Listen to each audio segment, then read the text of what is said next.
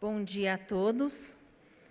É um prazer tê-los aqui para aprendermos mais um pouco nessa palestra. Nós vamos aprender hoje como estruturar uma carteira diversificada na renda fixa.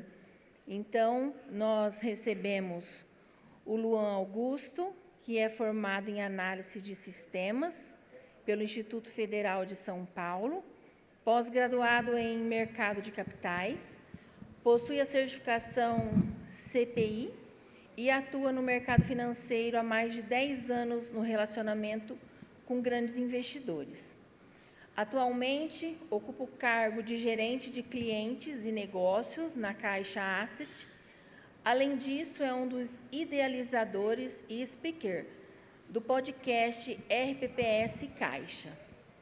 Também nós recebemos o Carlos Bitelli, e ele é pós-graduado em Controladoria e Finanças pela ESAB e com graduação em Engenharia de Materiais pela Escola Politécnica da USP, é mestre em Engenharia Financeira pela Fundação Getúlio Vargas. Na Caixa, desde 2005, atuou na área de mercado de capitais até 2011, data em que passou a atuar na gestão de fundos de investimento, com experiência em diversos mercados, com destaque para juros e inflação, moedas e commodities. Possui a certificação CGA, foi aprovado no Level 1 e 2 da certificação CFI e é membro titular da Comissão Permanente de Precificação e da Comissão Temática de Gestão de Carteiras da Ambima. Foi responsável também pela gestão do portfólio de risco de mercado de renda fixa entre 2018 e 2021 e atualmente atua como head de renda fixa na Caixa Asset. Então, fiquem à vontade e boa palestra. Obrigado, Márcia. Pessoal, bom dia. Acho que já está na tela aí. Hoje a nossa missão é falar de como estruturar uma carteira diversificada na renda fixa. E aí, se olharem na imagem, o meu papel aqui hoje vai ser adaptar o discurso do Carlos, que é nosso head de renda fixa, à resolução 5272, sempre fazendo gancho, tá? E aí todo o restante da imagem fica a cargo dele, que é olhar a guerra, o que vai acontecer, nos ajudar a falar o que o Trump vai fazer, se o mercado, como que o mercado vai reagir. Então, a missão mais difícil é sua, tá? A minha é mais fácil. Mas vamos lá, gente. Primeiro, é um prazer estar aqui, tá? Obrigado pela atenção. Na próxima 1h e meia? Será que eles vão querer ouvir até 1h? Te libera um pouco antes, gente. Vamos lá. Primeiro de tudo, qual que é o contexto e por que a gente decidiu falar aqui sobre diversificação na renda fixa? Essa tela aqui, eu sei que vocês estão cansados de ver, tá? Nível de projeção com a 5272, e aí esse dado aqui é o fechamento do ano, de 2.185 RPPS, 1.894 tem o nível 0, 124 nível 1. E aí, nível 2, 125, 28 nível 3 e 14 nível 4. O que eu quero trazer nessa tela aqui? A maior parte dos RPPS hoje, de acordo com a resolução, só podem investir em títulos públicos ou fundos 100% títulos públicos. Então, a nossa missão aqui hoje é ajudá-los a como diversificar uma carteira, tá? Só que todos os outros níveis, e aí eu vou fazer uma provocação aqui depois para o Carlão, que podem investir hoje em renda variável, exterior, etc. Poxa, será que eu não tenho que olhar com carinho para a renda fixa? Será que com esse patamar de juros alto, a renda fixa não continua sendo a melhor opção?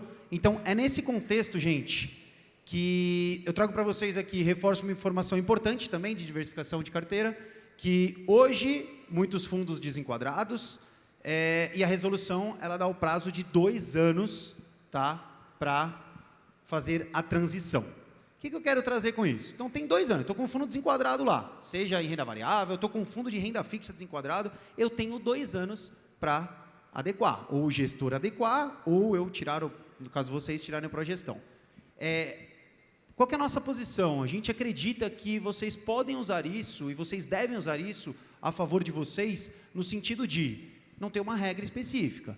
Eu estou com o fundo desenquadrado, eu tenho 2 anos para sair, mas eu preciso ter pressa.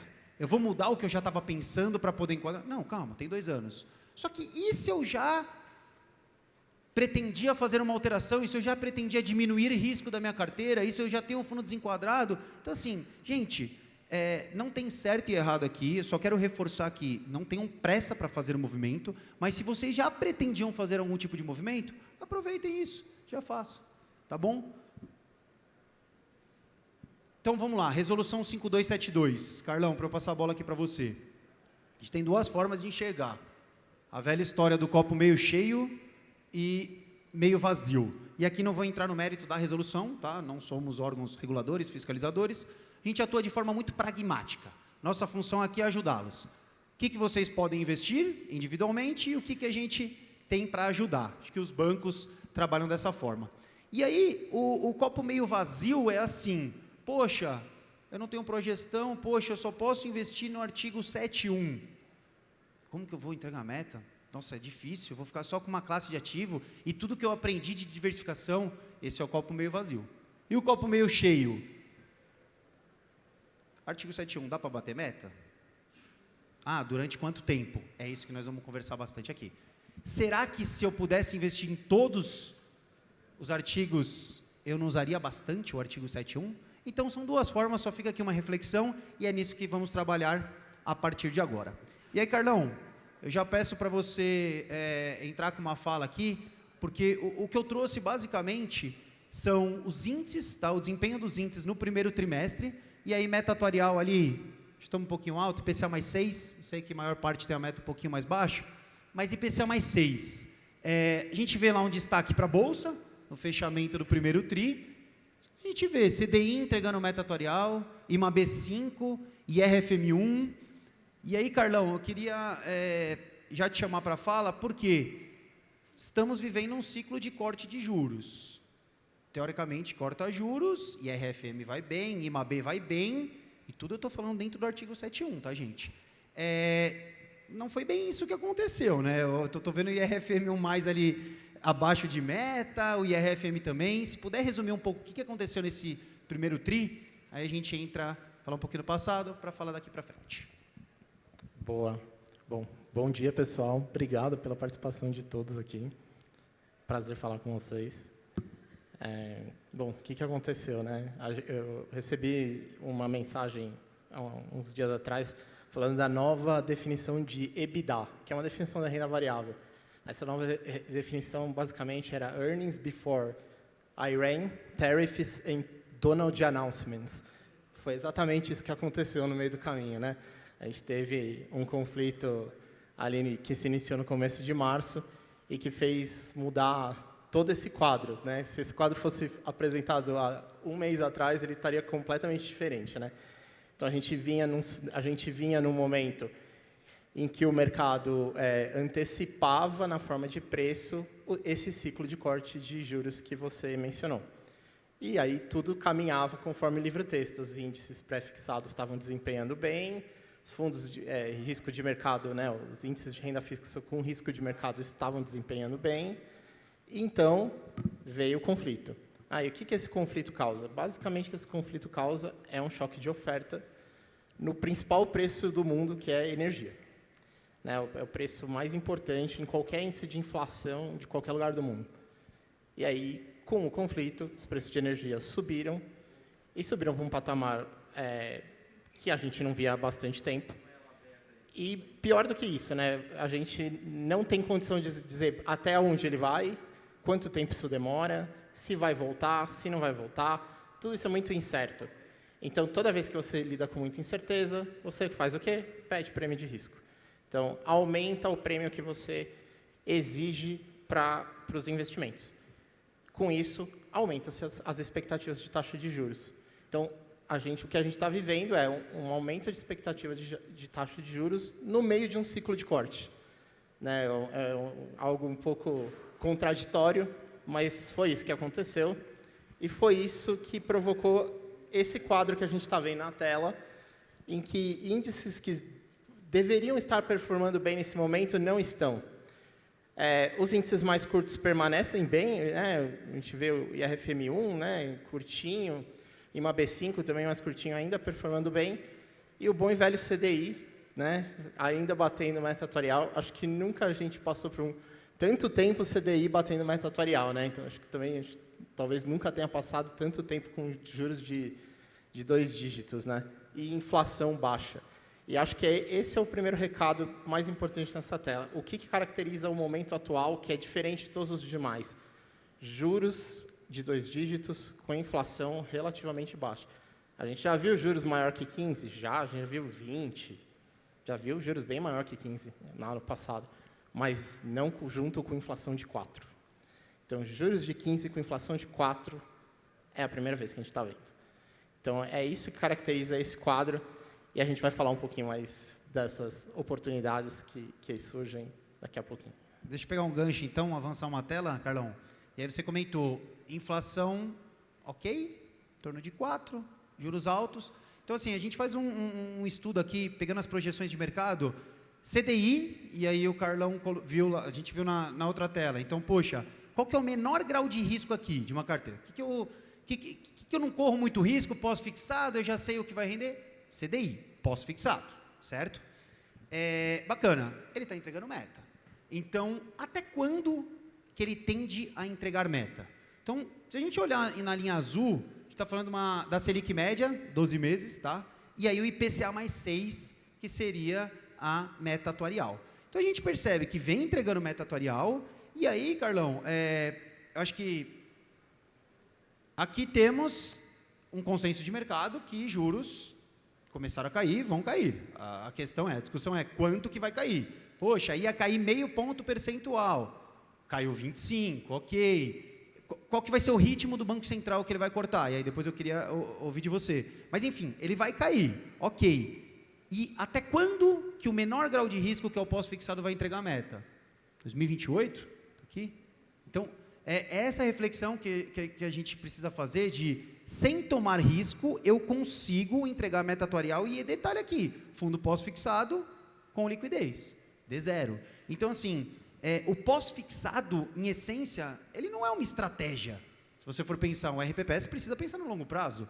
Um RPPS precisa olhar lá para frente, eu posso, teoricamente, tomar outros tipos de risco, mas, assim, um fundo, uma classe de fundo que é usada para caixa, para girar caixa, nesse momento, já não é de hoje, ele vira uma estratégia, né, Carlão? Então, assim, você concorda aí até 2028, entregando meta, e faça uma reflexão de qual que é o timing, na sua visão, de queda do Banco Central para as oportunidades. Não, perfeito. Vai entregar a meta por bastante tempo, e a gente está revendo isso todo ano, né? Todo ano, até o final do ano é incerto se continuar batendo meta, e acontece algum evento, não, vai bater meta por mais tempo. A gente falava até o ano passado que em meados de 2027 não bateria mais, agora a gente já está falando de fim de 2028. O que tem acontecido? A gente tem passado por eventos de risco que têm feito com que a expectativa de inflação suba, normal, mas que a expectativa de juros suba mais ainda, né? Então, se a gente olhar, o que mudou em expectativa de inflação com o conflito? Ela saiu de 4, 3,9, 4 era a expectativa de inflação para esse ano, antes do conflito, hoje está em 4,5. Aí os juros, no auge, saiu de uma expectativa de 12% Selic no final do ano para 14,25. Preço de mercado, tá? Não preço de Focus. Para 14,25. Então, eu tive uma correção de expectativa de juros de 225 basis points para um aumento de inflação de 0,5%. O que significa isso na prática? Que o CDI bate a meta atuarial por mais tempo. Por quê? Porque os juros pós-fixados sobem mais do que a inflação, né? Então, eu estou subindo os juros, compensando muito mais o aumento de expectativa de inflação. E, com isso, joga lá mais ainda para frente, até quando a gente acha que o CDI bate a meta atuarial. Sobre a nossa ideia de ritmo de corte de Selic. Hoje, o ritmo de corte de Selic ele vai estar muito ligado ao alívio de risco que vai vir do conflito. Então, e quem tem essa resposta hoje? Ninguém. Né? Foi assinado um cessar-fogo hoje, ontem, né? Aí a gente viu expectativas de juros caírem bastante ontem. Quem está em risco de mercado ficou super feliz, né? Todo mundo tem desempenhado bem ontem. Aí eu Eu atualizei a curva de juros na segunda-feira. Aí mudou, eu falei, vou atualizar de novo. Ontem eu tive que... falei, não vou atualizar, vou pegar o fechado do trimestre. E aí, o que tem acontecido, assim, com esse conflito, ninguém sabe dizer quando acaba, quando alivia risco, quando o preço de petróleo cai. Isso torna uma variável muito incerta. Então, qual que é a nossa expectativa hoje? Que o Banco Central vai cortar de 25 em 25 basis points até que ele tenha alguma confiança de, pelo menos, mapear qual é o efeito do conflito no preço de combustível, consequentemente na inflação. Hoje ele consegue fazer isso? Não, ele não consegue. Nem ele, nem ninguém. Ninguém consegue dizer para onde vai o preço de combustível hoje com muita precisão. Então, e por que ele está cortando? Né? Isso é uma coisa que poderia ser questionada. Né? Por que ele está cortando num ambiente em que existe um risco inflacionário importante, difícil de ser mensurado? Porque, lembra da diferença? Nunca tivemos um cenário de Selic a 15 com inflação de 4. Por isso que ele está cortando. Ele tem gordura suficiente para cortar, mesmo diante de uma ameaça inflacionária, que não é uma ameaça de inflação que vai sair do controle, fugir de controle, mas vai levar a inflação a ter um patamar um pouco maior por um pouco mais de tempo. A gente hoje espera Selic para o final desse ano entre 13 e 13,5. Depende muito do que vai acontecer, se ele vai conseguir acelerar um pouquinho ou não. Então, a nossa... Som. Meu amigo. Vai lá, Carlão. Vamos lá. Ele falou que a Selic vai cair mais rápido, viu? Acho que eu não estava concordando muito. Estava discordando. Então é isso, a gente espera... Hoje a gente tem essa expectativa entre 13 e 13,5. Acho difícil ir muito abaixo disso. Teria que tudo resolver muito rápido, tudo voltar muito rápido à normalidade para a gente voltar a falar em Selic muito baixa, abaixo de 13, né, ainda esse ano. Então, esse é o ritmo que a gente imagina. Perfeito, Carlão. Então, acho que talvez com dor no coração para um gestor, para um head de renda fixa, que você olha lá e fala, poxa, pós-fixado, que é uma estratégia de caixa, giro de caixa... que Virou estratégia. Virou estratégia. E aí, vamos já fazer uma análise, então, de... O que a gente traz aqui, gente? O movimento da curva DI, ou seja, vocês sabem, já ouviram falar muito que a precificação dos ativos não é o que está acontecendo hoje. Beleza, Selic atual agora, mas é quanto que o mercado precifica no futuro. E, basicamente, é o que a curva de juros nos fala. Então, se a gente olhar da esquerda para a direita, eu tenho aqui os ativos pré-fixados, com vencimento em 2026 agora, até 2032. Os curtinhos, IRFM1, a curva inteira, IRFM, e os mais longos, IRFM1+, só traduzindo em formato de alocação. Então, você, gestor de um RPPS, quero me posicionar aqui em pré-fixado. Eu vou olhar como é que está a curva de juros e quanto que você acredita que deveria ser a precificação real disso. É o trabalho que o Carlão faz lá, com a mesa de operações e que os gestores de renda fixa fazem. E aí, o que eu trago aqui? Vamos focar primeiro na linha azul. Era no começo do ano, virou o ano 2026, quanto que o mercado acreditava que era justo negociar Selic mais prêmio de risco. O mercado está falando, Selic lá na frente, mais prêmio de risco. Quanto que o mercado está precificando lá na frente? E aí, na linha azul, o mercado estava falando que ia cair Selic para 14, ali em 2027 ia estar em torno de 13, depois ia... Aí o primeiro exercício, primeira pergunta, Carlão. É justo também falar que Selic vai ficar 13% até 2032? Então, você olha o ano e fala, não, vai cair, todo mundo tinha expectativa que iria cair a Selic. E o que aconteceu de janeiro para março? Março, a linha laranja. Essa expectativa, essa curva subiu. Por isso que os ativos pré-fixados, como o Carlão comentou, não tiveram um desempenho esperado do mercado, porque o mercado falava, pô, vai cair, e subiu um pouco. O que é essa subida, Carlão, que subiu a taxa futura, prejudica os pré-fixados? É isso. Então, a curva azul, fotografia final do ano. Não tem uma curva aí, mas dá para desenhar mentalmente? O que era a curva final de fevereiro? Era algo parecido com a azul, uns 100 pontos para baixo. Ou seja, imagina essa curva azul deslocada uns 100 pontos para baixo. Isso era a curva final de fevereiro. Então, até o final de fevereiro, tudo bonito ali com os índices de renda fixa. E aí, em março, ela saiu dessa curva imaginária, 100 pontos abaixo, para essa curva laranja, né? Então, o movimento de março ele foi devastador e é reflexo do conflito. Foi o que provocou, né, uma reversão do desempenho dos fundos de renda fixa, né, dos índices de renda fixa de maneira geral, nesse ano. Mas a gente tem que entender o seguinte: olha a ponta curtinha, né, que acho que vale a pena chamar a atenção. O que o Banco Central vai fazer, quanto mais curta a curva, mais o preço está ligado ao quê? A expectativa do que o Banco Central vai fazer com a taxa de curto prazo, que é a Selic. Então, ali no curtinho... E aí você está falando do IRFM 1. Do IRFM 1. Então, o vencimento aqui. Então, se a gente olha o curtinho, você vê que a expectativa que a curva embutia do que o Banco Central vai fazer no curto prazo não mudou muito, mesmo com o conflito. O mercado continua achando que o Banco Central vai sim fazer um ciclo de corte.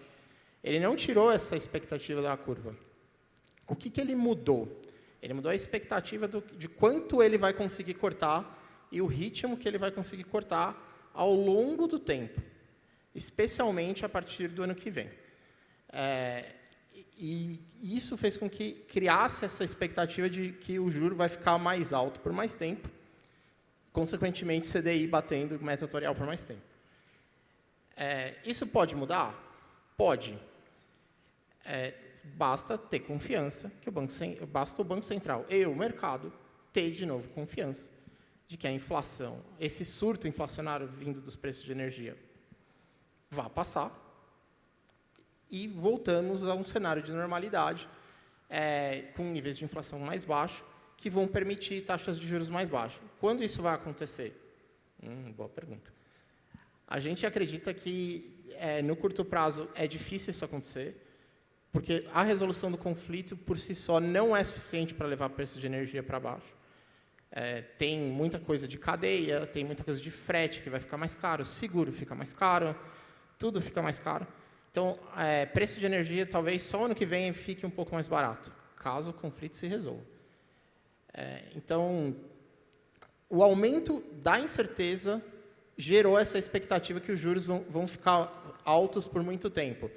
É o que provavelmente vai acontecer? Não. Mas incerteza se reflete sempre em prêmio.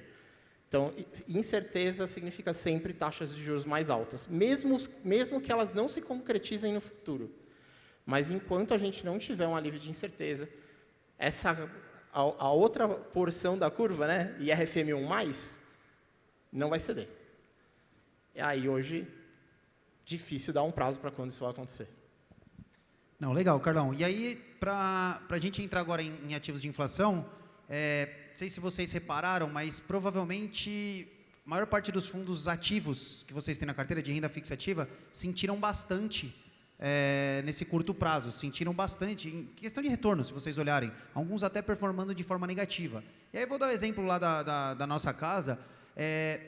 Se a gente olhar a curva azul, a gente acreditava que teria uma expectativa de queda. E aí o Carlão faz o que com o time?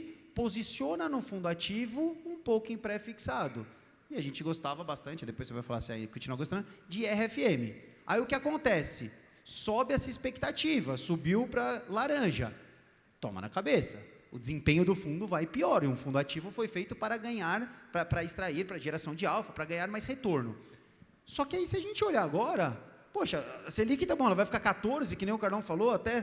Então, a missão do Carlão é, nos fundos ativos, por exemplo, e de todos os gestores aqui, falando em nome de todos os bancos, dos fundos ativos, onde eu vou ganhar mais dinheiro correndo o menor risco. Eu acho que é esse o segredo. E aí a gente estava confiante em pré-fixado, e agora o Carlão falou, agora a confiança diminuiu um pouco, é isso? É isso mesmo. No final, vai ter uma tabela aqui, que nós vamos falar índice por índice, e o Carlão vai poder responder se gosto ou não gosto, para ajudar vocês para montar os investimentos. Mas vamos lá. Então, agora falando um pouquinho de curva real, as NTNBs. E aí o que é importante falar? A gente falou bastante aqui de CDI entregando meta atuarial. As NTNBs estão entregando meta atuarial, pagando IPCA mais 7, 8, chegaram a pagar IPCA mais 9, 10, enfim, esse patamar de juros altos ainda, as NTNBs pagam IPCA mais uma taxa que está pagando acima de meta. Acho que isso já está pacificado, a maior parte dos RPPS ou compraram títulos públicos ou entraram em vértice. Então, o que dava para travar, de acordo com a LM da carteira, foi feito. E quando a gente fala, e o restante? Aí a gente olha como estratégia. Pô, CDI é uma baita estratégia para esse restante. Só que aqui o que eu quero trazer é, não estamos falando de ativos travados, marcados na curva ou em vértice. Aqui a gente está falando das NTNBs mais curtas, até 5 anos, IMA B5, todas as NTNBs IMA B e as mais longas IMA B5+. E aí o que aconteceu, o movimento das NTNBs, da curva real, ele é menor, né? Você tem ele balança menos, você tem um componente de proteção da inflação.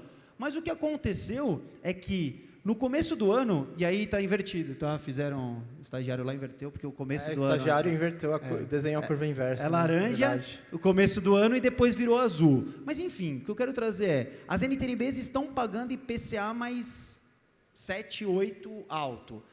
A tendência é que com que esse corte de juros comece, elas paguem menos. Se puder falar um pouco sobre isso. Vamos lá. Por quê? Para orientar quem está assistindo aqui, tá, gosta de IMA B5? Gosta de IMA B? É hora de entrar ou não? Eu acho que essa é a reflexão que fica nessa tela. Não, ótima pergunta essa. Eu vou começar brincando com... Quando a gente vai contratar hoje, quando a gente vai contratar alguém para a nossa área, né, gestão de fundos de investimento, a pergunta que a gente faz é, bom, a gente está falando curva de juro real, né? Curva de juro real, ela te protege da inflação. Tá não importa o que aconteça com a inflação, se você compra uma NTNB, ela te protege do valor da inflação. O valor dessa NTNB vai ser corrigido pela inflação, certo? Então, quando eu comparo a NTNB com um pré, ela tem um risco a menos, que é um risco de inflação. E é por isso que ela é menos volátil, como o Luan explicou.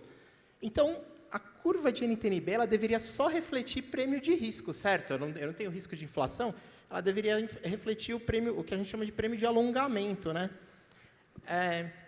E a gente aprende no livro-texto que quanto mais longo é o título, mais risco ele tem, certo? É mais fácil eu conhecer a capacidade de pagamento do meu devedor, do emissor do título, no curto prazo do que no longo prazo, certo? Por que raios a curva de NTNB está negativa?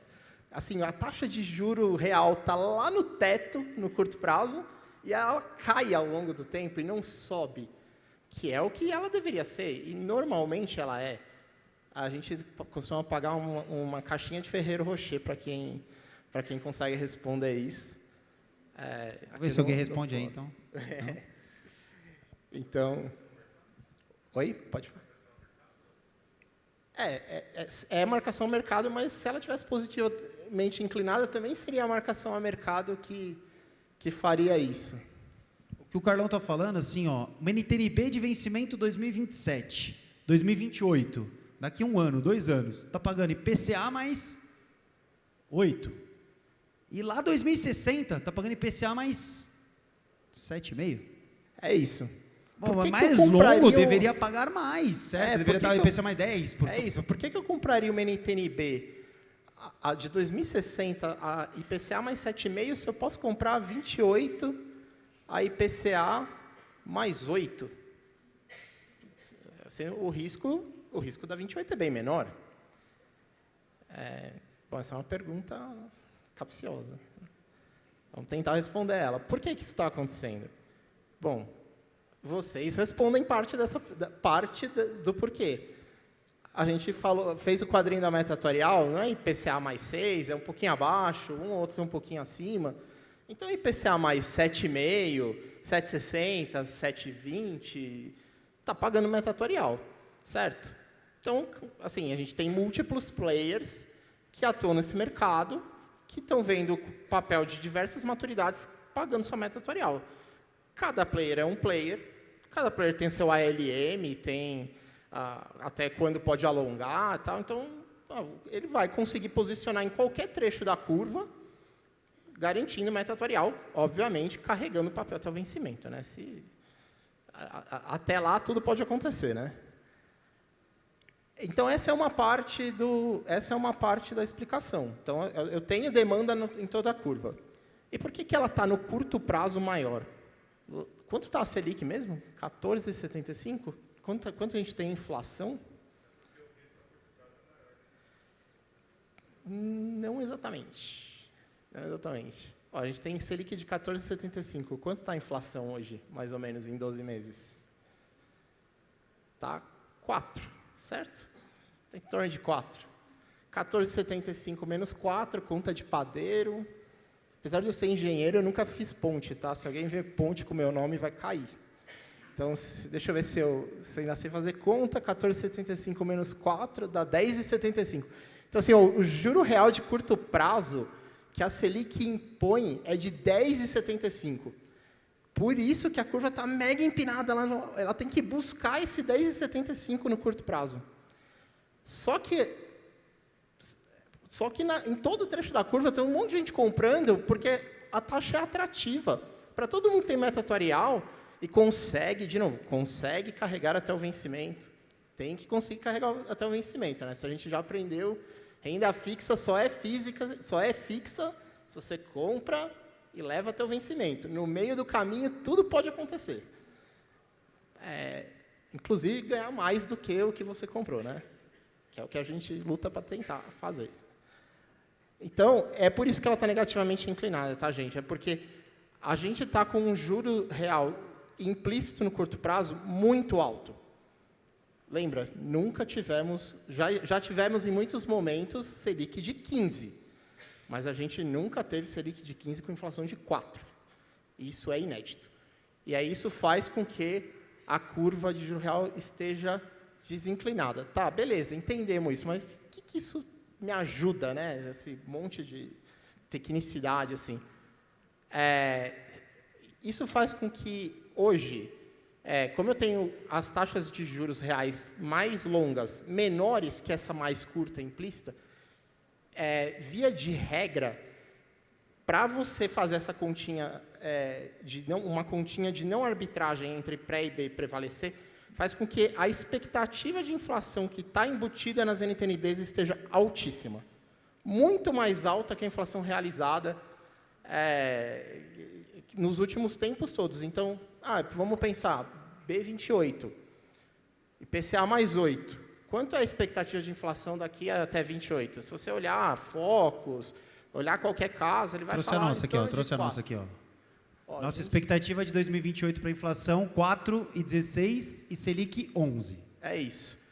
4,16 Selic 11. Então, assim, 4,16, a gente tem Selic de 11, o juro de mercado deve estar uns 13, 13 com inflação de 4,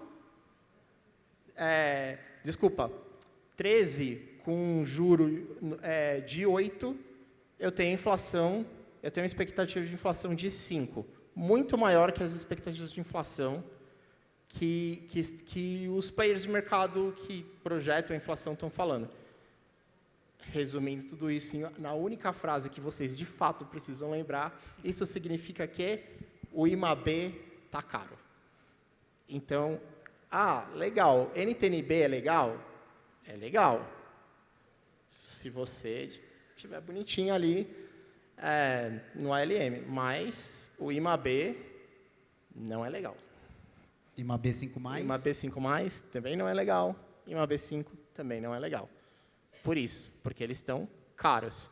Porque o mercado já embute uma expectativa de inflação que dificilmente se realiza.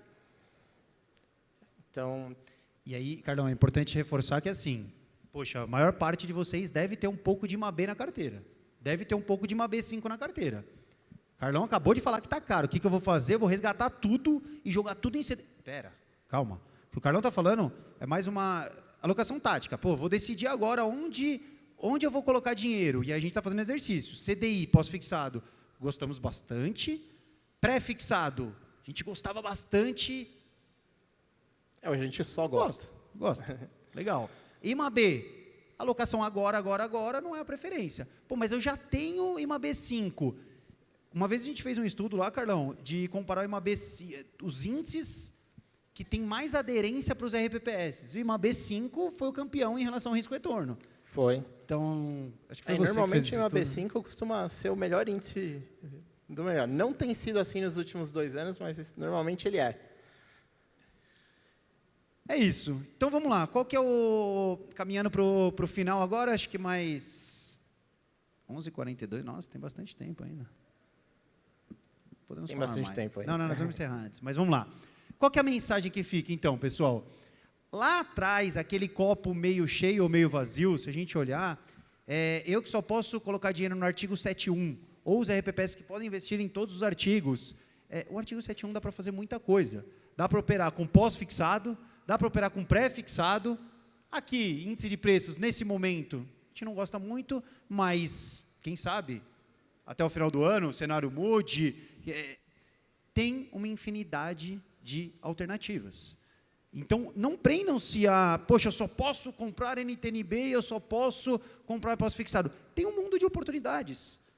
E, inclusive, a gente tem fundos que fazem esse trabalho. Então, a gente colocou a curva de juros aqui, explicou a tecnicidade, que não sei se é familiar para todo mundo, mas, poxa, a LTN 2026, 2027, a curva de juros, todas essas análises que a gente falou aqui, é para chegar numa conclusão que eu vou mostrar na última tela aqui, que é, você gosta ou não gosta desse índice? E aí, quando vocês tomam a decisão de investimento, vocês vão olhar lá, sentar lá no comitê e falar, poxa, pós-fixado é bom? Pô, eles falaram na palestra lá que é bom, que faz sentido, Selic vai bater meta, ok, vamos colocar. E vamos entrar um pouco em pré-fixado? Vamos. Aí acontece a guerra, que vai tudo mal, aí vai falar, pô, eu vou sair. Essa gestão que vocês vão fazendo, nos fundos ativos, quem faz isso? O gestor dos bancos. E aí, por exemplo, fundo ativo, o time do Carlão vai decidir o quê? Onde alocar em todas essas classes. Quando você está num fundo pós-fixado, pega qualquer fundo pós-fixado no mercado, o que o gestor faz? Ele compra ativos pós-fixados. Se vocês entram num IRFM, o que o gestor faz? Compra só ativos pré-fixados. E num fundo ativo, ele pode comprar todos esses ativos. E aí, Carlão, como é que estava a cabeça, durante muito tempo, os fundos ativos no mercado RPPS, os clientes começaram a sair. Por quê? E fazia total sentido. Porque um fundo ativo, ele é mais caro. Se eu estou com um fundo que é só pós-fixado, o trabalho do time lá do Carlão é o quê? Vou comprar só título pós. No fundo ativo, ele vai ter que analisar tudo isso e falar, ó, vou alocar um pouco em pré, um pouco em pós, vou movimentar, preciso acompanhar o mercado. Poxa, teve o cessar-fogo, será que vale a pena realizar lucro? Então, ele faz essa gestão em todas as classes. E aí, durante muito tempo, como ninguém queria tomar risco, como a taxa de juros estava subindo, os fundos ativos, inclusive o nosso lá, se protegeu. Ficou no quê? Em pós-fixado. E aí, se eu tenho um fundo pós-fixado, ativo, com uma taxa de 0,4, 0,5, sei lá, depende do mercado, eu tenho fundos pós-fixados, uma taxa menor. Então, os fundos ativos, eles não desempenharam um bom papel, porque a gente veio num ciclo de alta de juros. Sobe juros, IRFM vai mal, IMAB vai mal, aí tudo vai mal. Aí a gente olha para o gestor e fala, eu quero que você entregue algo bom. Não dá, se tudo está indo mal. Mas, enfim, Carlão, conta um pouco da cabeça lá da Caixa Asset, questão de tomada de risco. Como fundos ativos, o que vocês fizeram? Se protegeram no dado momento, aí tomam mais risco, em que pé que está agora? E se você acha válido os fundos ativos para esse momento? Boa, vamos lá. Bom, primeiro, fundo ativo, ele é ativo dentro da limitação, né, assim, dentro dos requisitos de suitability de cada público-alvo, né? Então, por exemplo, tem fundo ativo que pode fazer uma operação contrária a comprar título, que seria ficar vendido em título. É uma coisa que parece estranha, né? Tipo, como é que eu fico vendido num título sem ter o título para ganhar dinheiro com a queda do preço dele? Isso dá para fazer. mas isso é uma alavancagem. E aí tem público que não, público-alvo, né? Tem determinados tipos de clientes que, por força regulatória, não pode alavancar. Então, não pode fazer esse tipo de operação, que é ganhar dinheiro com alta de juros. Mas vamos lá, o fundo ativo, ele sempre vai refletir a cabeça do gestor. Então, é difícil você dizer quando ele é bom, se o cenário é bom ou ruim para ele. Na verdade, depende se o gestor está sendo assertivo no cenário ou não. E o que é ser assertivo no cenário? Depende de tantos fatores, né? Tipo, eu posso estar sendo assertivo agora e não estar sendo assertivo daqui a um mês, né? Então, depende da janela que você mensura. Então, o fundo ativo, na verdade, acho que o grande trabalho dele é você delegar para algum gestor profissional a construção de portfólios baseado em cenários, sem que você precise ficar fazendo isso o tempo todo, mantendo uma equipe que faz avaliação de cenário e, consequentemente, uma equipe que faz esse tipo de trade, que é mais constante, né, do que simplesmente comprar uma carteira e carregar. Acho que esse é o grande ganho, e esse ganho ele vale a qualquer momento, né? Ele é válido a qualquer momento. Pensando em estratégia, então, o que é a estratégia nossa de fundo ativo?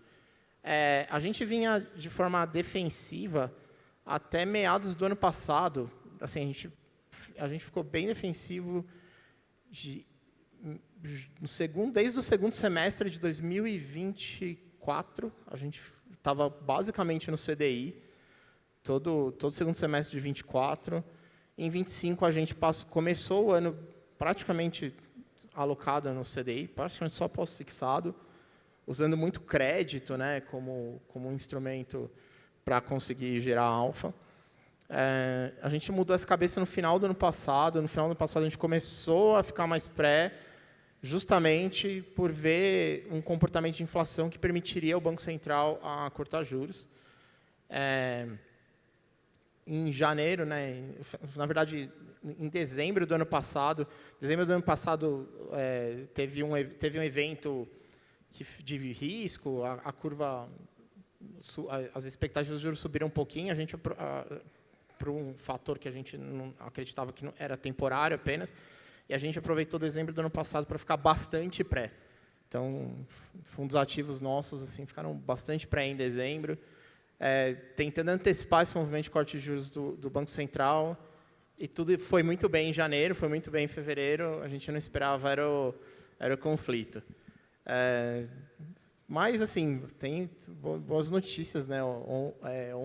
Ontem foi um bom dia, então, basicamente, tudo que fundos ativos perderam em março, recuperaram basicamente só ontem. Ontem, com o cessar-fogo, acabou sendo um dia muito positivo. Então, como é que a gente está hoje, tá, pessoal? Bom, pensando em quem tem meta atuarial, o CDI não bate meta atuarial? A gente não falou que CDI bate meta atuarial até 2028? Então, e CDI não é o ativo de menor risco? Então, se o ativo de menor risco bate meta atuarial, tem alguma... Não teria porquê a gente descartar o CDI, né? Então, ativo de menor risco bate meta atuarial, vamos alocar nele. Então, as nossas carteiras ativas, elas são preponderantemente pós-fixadas ainda. Elas têm um componente pré, menor do que o que a gente tinha no começo do ano. Por que está menor? Porque as incertezas se elevaram. Então, hoje a gente tem um risco inflacionário maior do que a gente tinha no começo do ano. E, além disso, a gente viu recentemente um aumento grande de volatilidade decorrente do conflito. Tá? Então, só para ter uma ideia, em média, a curva de juros no Brasil, ela se mexe diariamente em torno de 7, 8 pontos. Né? Então, vai 0,07 para cima, 0,07 para baixo, mais ou menos em média é o que ela se mexe. Em março, esse número saiu de 7 bips, né? 0,07%, para 30 bips, ou seja, 5 vezes maior. A volatilidade da curva de juros em março foi maior que a da Bolsa. Para a gente ter uma ideia aqui, como renda fixa às vezes não é tão comportada. Né? E aí, o que acontece quando o mercado passa por momentos de volatilidade? É ruim? Não é ruim, não.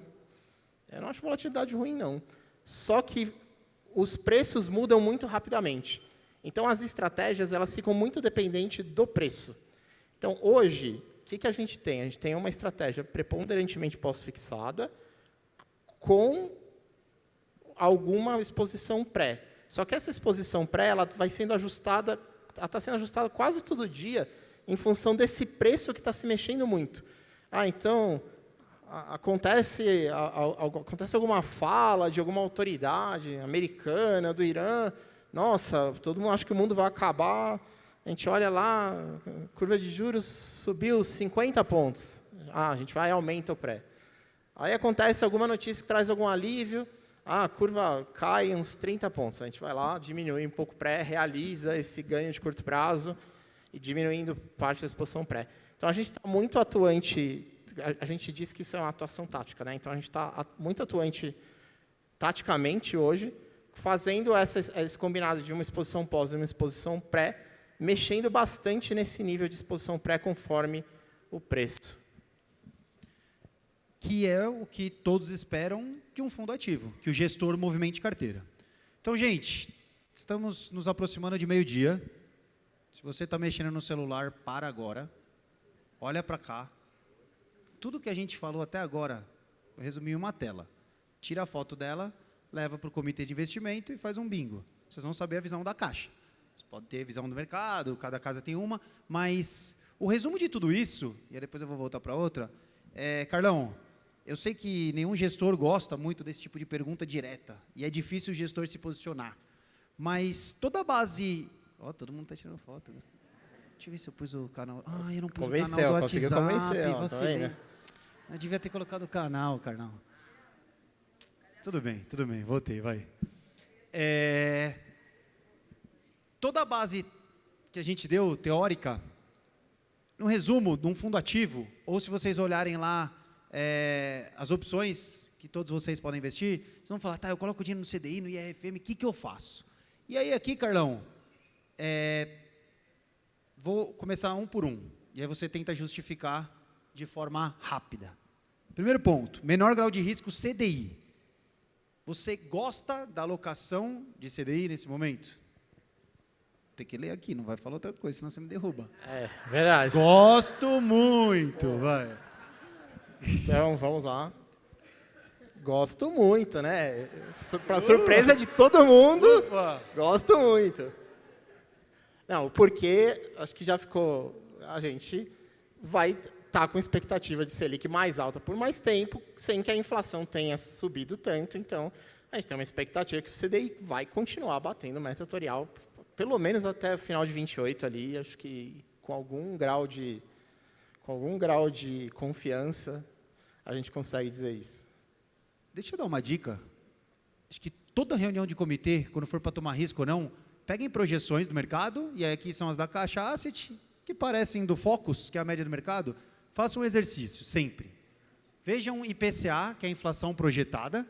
Então, a inflação projetada de 2026, esse ano, 4,57. 2027, 4%. 2028, 4,16. O que está falando? Que a inflação vai girar em torno de 4 até 2028.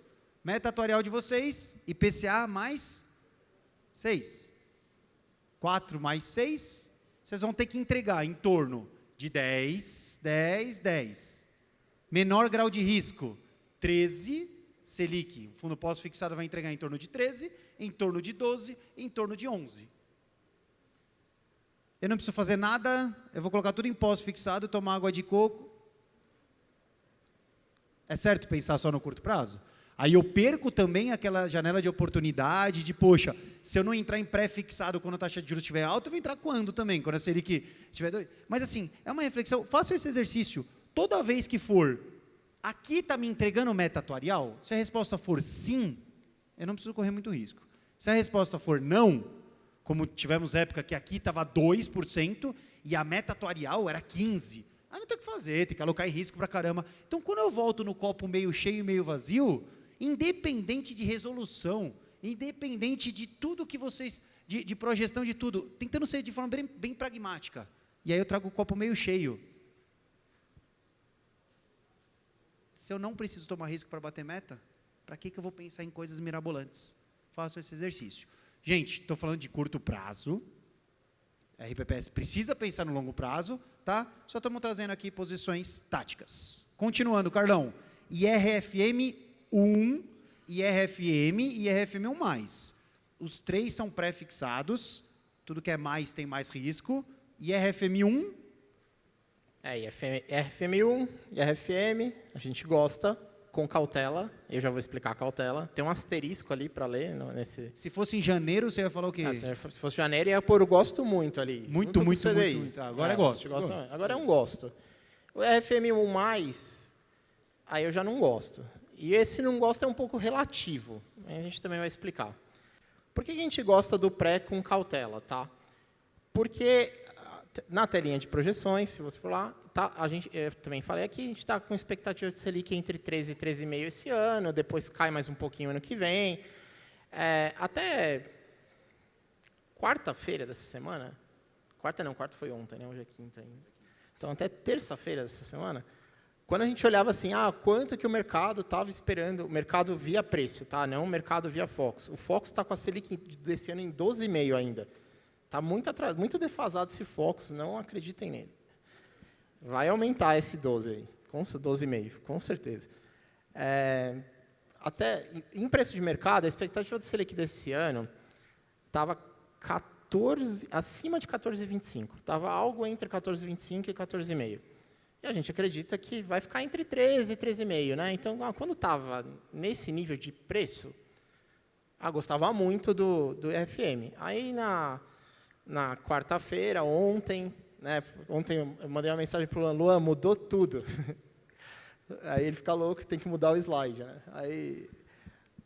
Mas, na verdade, o que mudou foi... ChatGPT, alterar, gosto muito para gosto. É isso aí. Ainda bem, hoje tem IA para ajudar a gente, né? O gosto muito para gosto é porque está muito volátil, está muito dependente de preço. Então, no preço de hoje, ele está dentro dessa faixa 13, 13,5 que a gente acredita que é a Selic do ano.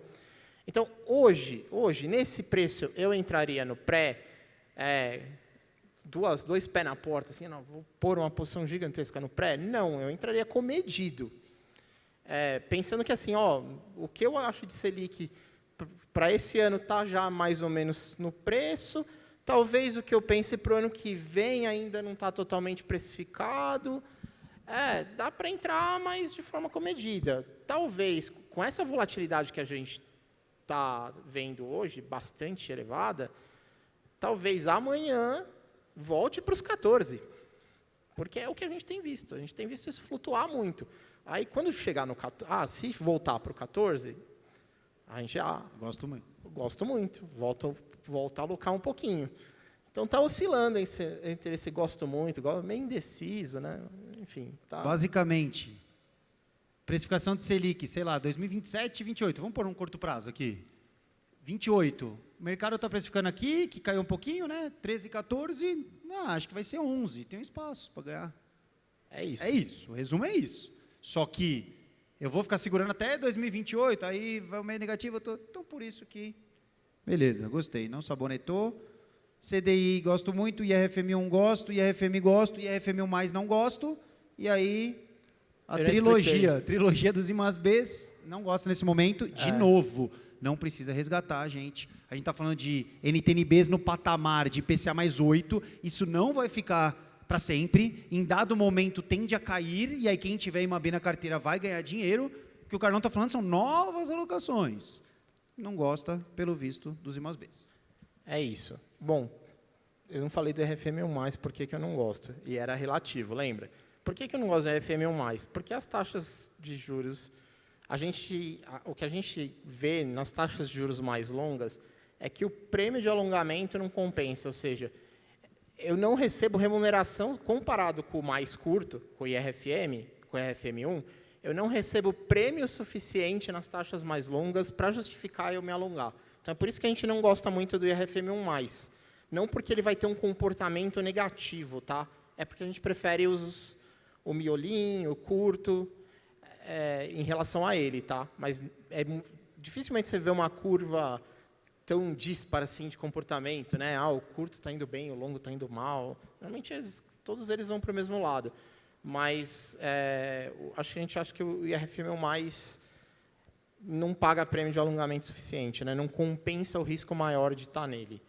Agora, por que a gente não gosta de IMA B5, IMA B, IMA B5+, aí não importa o trecho, é tudo pelo mesmo motivo. Aquele motivo que eu expliquei, lembra? Fiquei falando, falei, guardem uma coisa. O que significa? A inflação embutida nas NTNBs está muito mais elevada do que a inflação que a gente espera e que o mercado espera. A gente faz projeção? Faz. A gente também gosta de validar com o mercado para ver se a gente não é um outlier na nossa projeção, né? Então, mas essa estratégia de não gostar de uma B5 valida a nossa projeção e a projeção de mercado também. Então, é isso. Esses títulos, a impressão que a gente tem é que as NTNBs, hoje, elas estão buscando, à medida que elas ficam mais curtas, elas buscam a taxa de juro real de curto prazo, que é quase 11, né? 14,75 menos 4, 10,75. Então, elas estão buscando. Então, o que está 7 virar 11, não é bom, né? Quando a taxa de juros sobe, desempenho de índice vai mal. Então, não gostamos dos IMAs Bs. Para encerrar aqui, IMA geral, que é um apanhado de tudo. Vou fazer uma explicação nada técnica, Carlão. Se na maior parte dos títulos a gente não gosta, o IMA geral tem coisa longa, também não gostamos. Acaba embutindo coisa boa e coisa ruim, né? Então, tem gente melhor. E aí, para fechar, eu acho que aqui é a última análise interessante. Crédito privado. Por que eu vou tocar nesse ponto? Vários fundos da indústria do antigo 73A desenquadraram. A gente tem lá em casa fundos que desenquadraram, os bancos estão adaptando, vários já conseguiram, a gente já conseguiu alguns, beleza. Estão desenquadrados.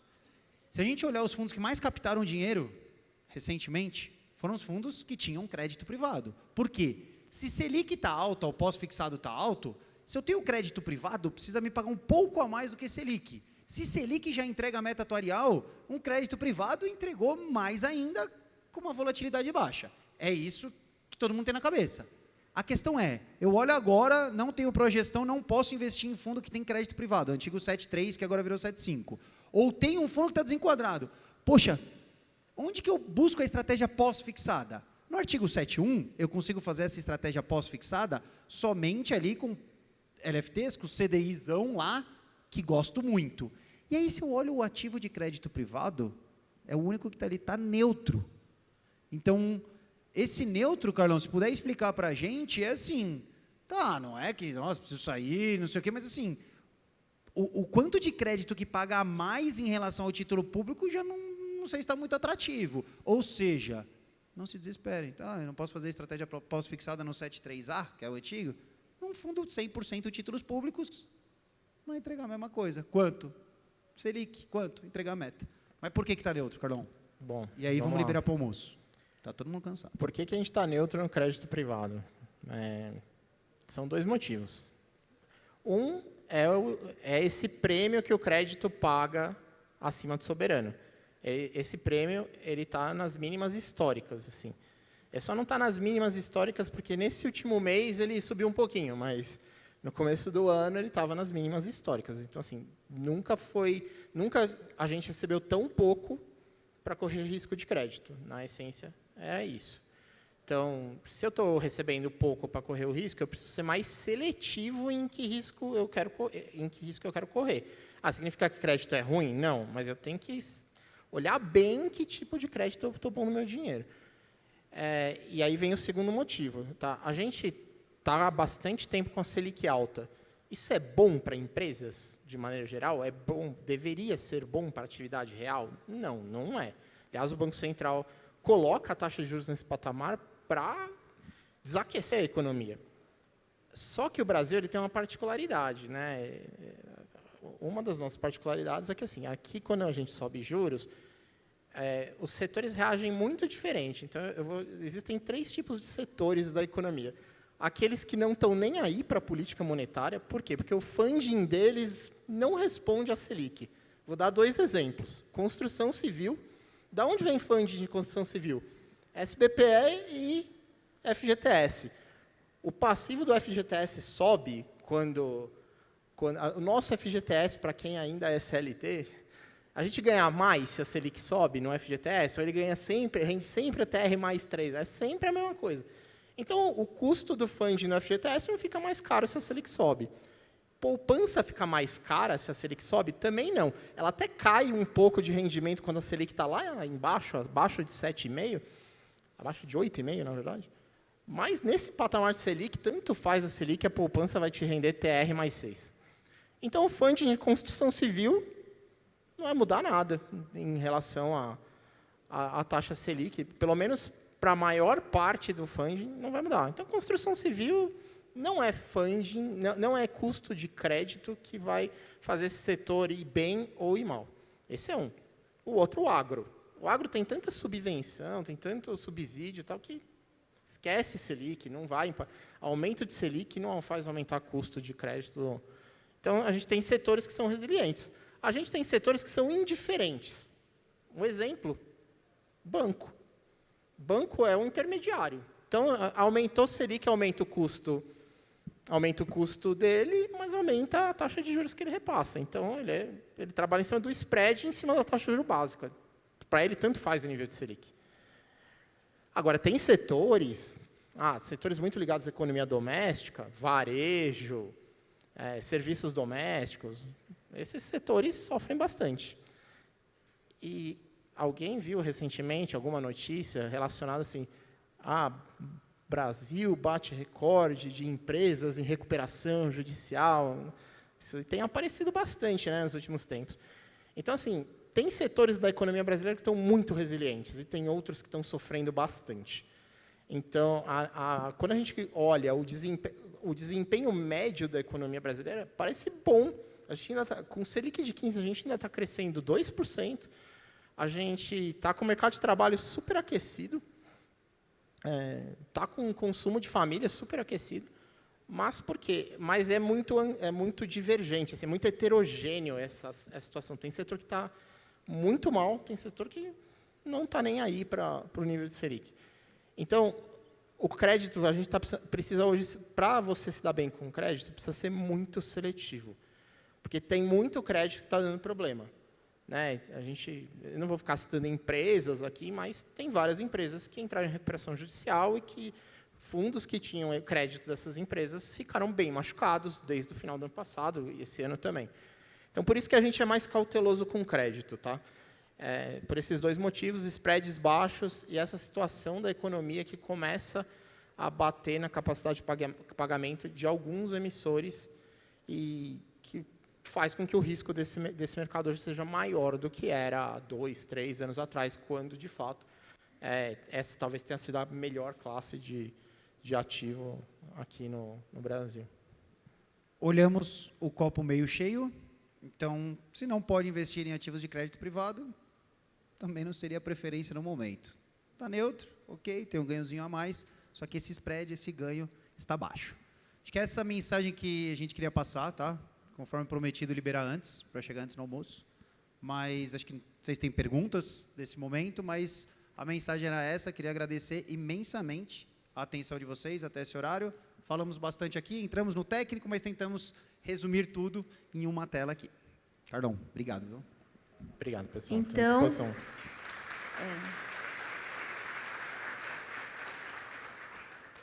alguém tem alguma pergunta?